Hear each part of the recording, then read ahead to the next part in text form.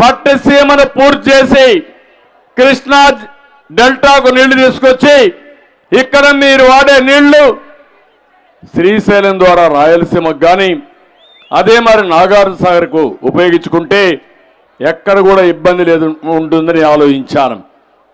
ఈరోజు ఆ పట్టిసీమను కూడా పాడు చేస్తున్నారు. పోలవరం 72% పూర్తి చేశాం. పోలవరాన్ని పూర్తి చేస్తే ఈ రాష్ట్రంలో కరువు అనే మాటే ఉండదు. నదులు అనుసంధానం చేసి ప్రతి ఎకరాకు నీళ్లు ఇవ్వాలనుకుంటే ఈ దుర్మార్గుడు వచ్చి పోలవరాన్ని సముద్రంలోకి ముంచేసే పరిస్థితికి వచ్చాడు. చాలా బాధేస్తుంది. మళ్ళీ ఒకటే హామీ ఇస్తున్నా, పోలవరాన్ని పూర్తి చేసుకుందాం, అమరావతి పూర్తి చేసుకుందాం, పరిశ్రమలు తెద్దాం. ఇవన్నీ జరగాలంటే ఈ సైకో ప్రభుత్వాన్ని భూస్థాపితం